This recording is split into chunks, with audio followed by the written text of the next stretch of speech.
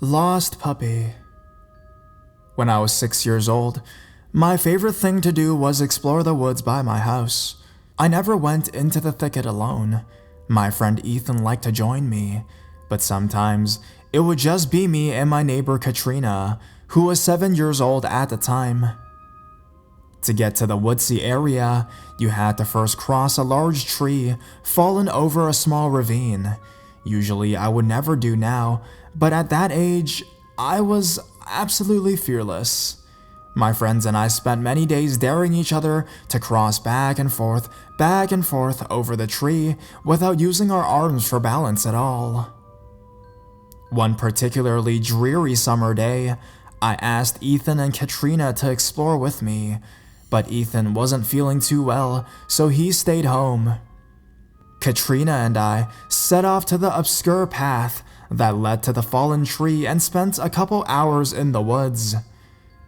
I remember the smell of the woods and the damp, slippery feel of the leaves beneath my feet. It had rained the night before, and the woods were electric with the sounds of birds chirping and water rushing through the ravine. We were so entranced, I guess that's why we didn't hear the man approach us. My first thought was to get the hell out of there. I knew all about stranger danger, and I just had this weird feeling about the middle-aged man. Before I could tell Katrina what I was thinking, the man told us we looked like we were great explorers and that he could really use our help. He told us that his puppy ran off into the woods and she wouldn't be able to take care of herself, so it was really important to find her soon. I hesitated, but Katrina was always had a weakness for puppies, so she agreed to help him look. We set out to look for the missing puppy, but I just kept getting this weird feeling. Every time we walked towards the direction the man came from, he would tell us that he had already looked over there and that we should keep to the other side. By that time, I was done. I was ready to nope the fuck out of there, but Katrina wouldn't budge. I told her I was leaving, and she said she was going to stay. I wanted to beg her to come with me, but I decided to leave without her because I couldn't stand being there a second longer. I jogged back through the woods, careful not to slip on any damp leaves, but the fallen tree was covered in them, so I had to tiptoe my way across. Halfway across, a chill went through my body, leaving a trail of goosebumps on my skin, and I ran. I ran so fast, I forgot how slippery the log really was, so I didn't even realize I was falling into the ravine until I already hit the rocky bottom. I had heard a loud crack, and I looked down to see that my femur was broken and sticking through my skin. Things got foggy after that, but I guess I screamed loud enough for the closest neighbors to call 911. I'm just happy I screamed loud enough to save Katrina. The police and EMTs found me lying in the ravine crying and grasping at my broken leg. The last thing I remember was pointing towards the woods and telling them to look for Katrina. I woke up the next day with my leg hooked up to the ceiling in traction in a world of pain. My mother was holding my hand, and she said that when I was ready, the police would like to talk to me. I asked if I was in trouble, but she said it was nothing like that. They just needed to ask me a few questions. A policeman came in and asked me if I had seen a man in the woods before I broke my leg. I recounted the events that happened and asked if they found Katrina. They had. When I left, the man started asking Katrina about her family and if she had any big scary brothers that would come looking for her if she was out too late. Their conversation was cut short by my screams, and Katrina immediately ran towards the sound. Luckily, the man's reflexes weren't as fast, and even though he tried, he never caught up with her. She said when she looked around at the end of the woods, he was running back into them.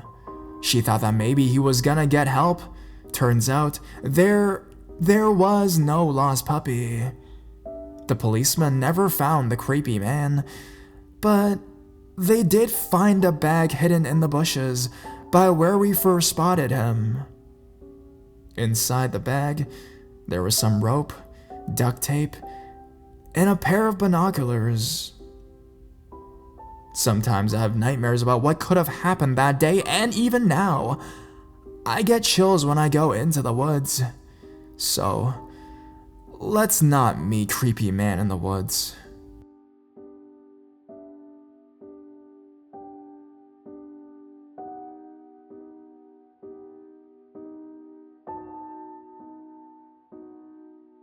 Got lost at SFO, stranded in the dark. This happened 3 years ago when I just moved to San Francisco for college. I was 21 years old at the time, and I just moved to the Bay Area from a very safe and very small town, around 5,000 people in Europe. It was pretty late, maybe at about 1 a.m. in the morning, I guess, and I was coming back from a house party in San Francisco. At the time, I was living a little outside the city, close to the airport, so I figured I would take the train to the airport and then catch a cab home from there so I wouldn't have to spend too much money. I was all by myself, and I was wearing a dress and heels, and I was even still a little tipsy from the party. I took BART to the airport, and when I got off, I got a little lost inside the airport, and I couldn't find the exit. What I did find was one of those little airport trains, air trains they're called, and I thought maybe if I got on that, it would take me to the main exit or the main entrance. I didn't know. So I decided I got on the little train, it started moving, and I immediately regretted getting on. The train itself was completely empty, except for me and a bald man who was probably in his mid to late 30s. The man started talking to me, asking me what I was doing, was I a student, where I was from, do I have a boyfriend, asking me for my phone number, etc. I was a little nervous because I wasn't used to older men randomly starting up conversations with me, but I stayed as friendly as I could and answered his questions. I even gave him my phone number, figuring I could just ignore him if he ever called me. I felt pretty uncomfortable though.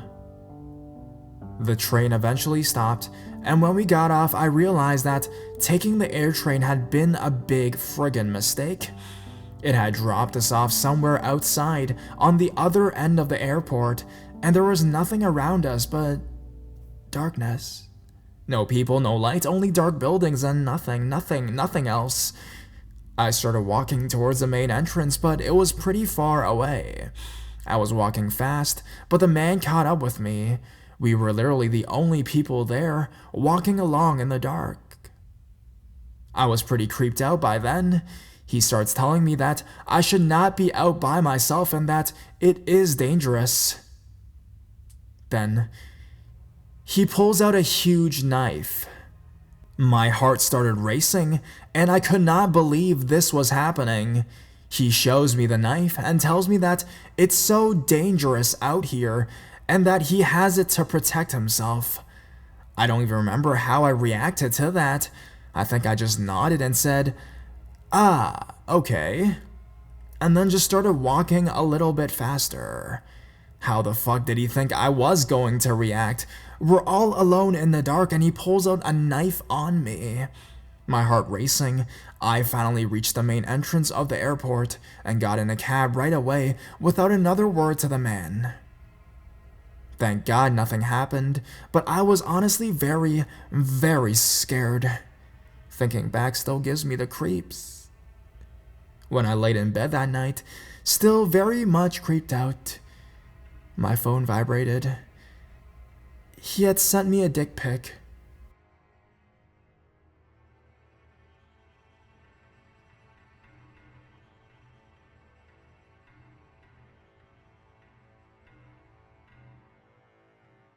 Lost in Chennai.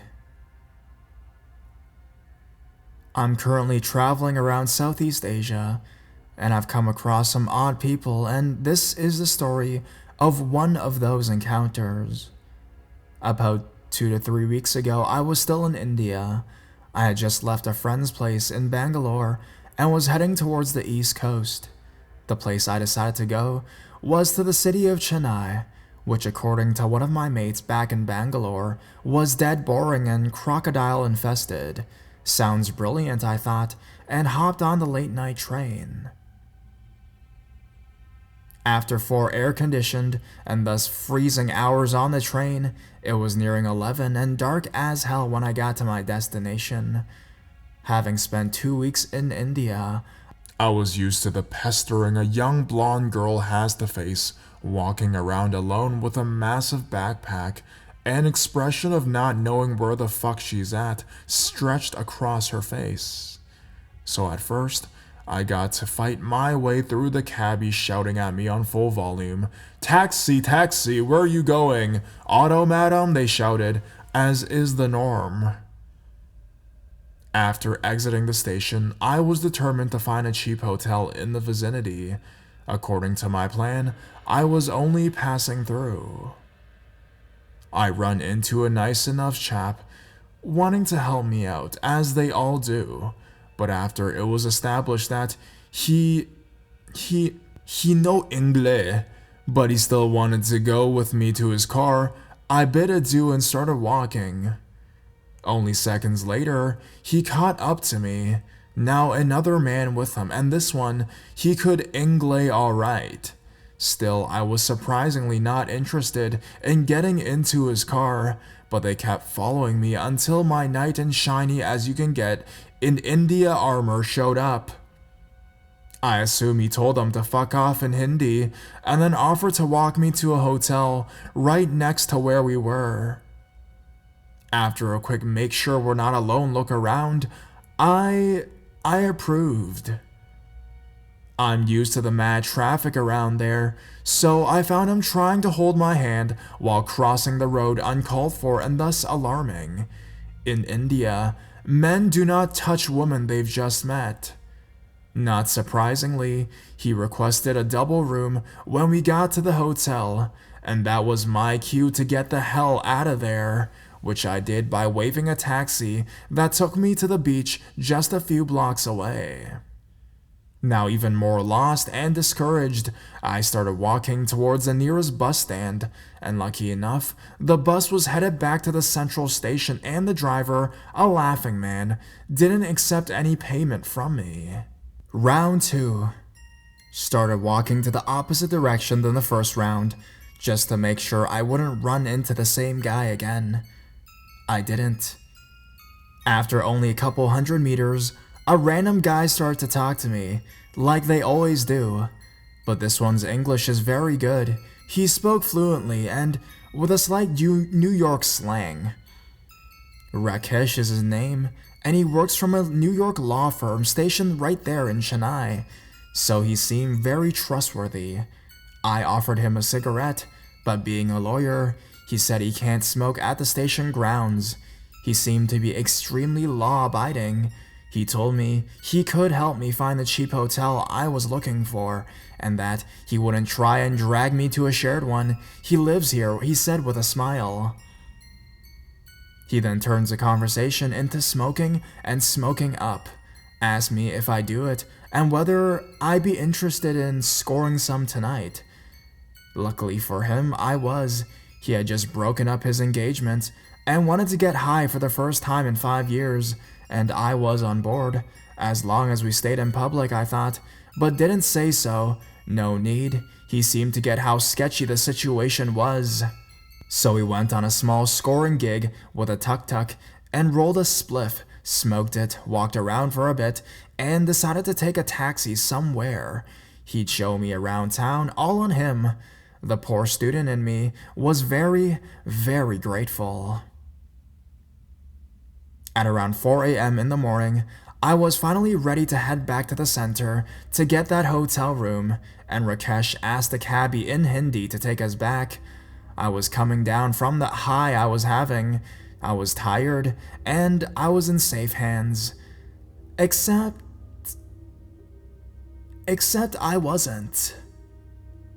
Suddenly, the taxi stops at a random bus stand, and Rakesh tells me we need to get out. I go, why? And he tells me that we've ended up so far from the center, it's cheaper to get a room here. We'll share one. No dice, bro. I ain't sharing a room with anyone, and you fucking live here. Go home. I'll take a taxi back, says I. No, the center's just too far. Not too far for me, mate. Back off. And he does. Agrees to take a taxi back, but still insists I share a room with him. His mom's home, and he doesn't want to wake her at 5 in the morning. And according to him, it's an hour's drive to the central station, not worth it. Of course, I knew that we were less than 3 miles from the station. I can read, and there's signs everywhere. On top of that, at that very moment, I'm stone cold sober. I know he's lying and making up all these goddamn excuses, but like usual, I didn't say anything. There was no reason to say anything.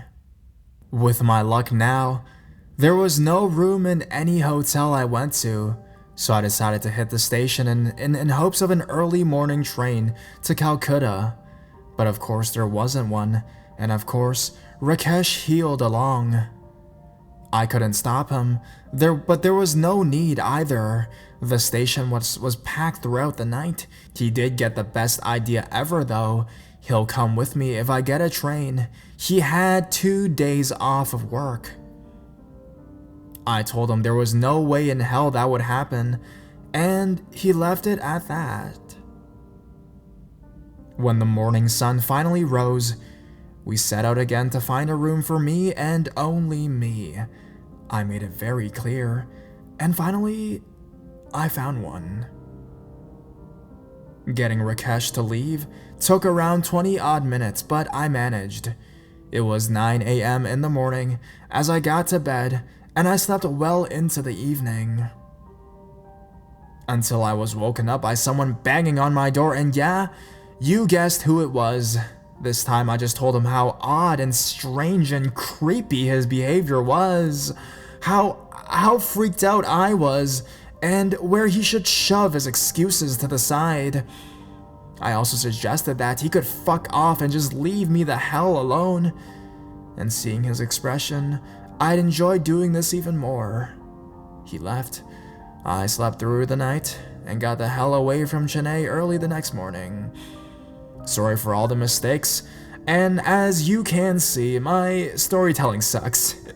And on top of that, I'm on my cell phone at the moment, so I've no clue how bad the wall of text looks like.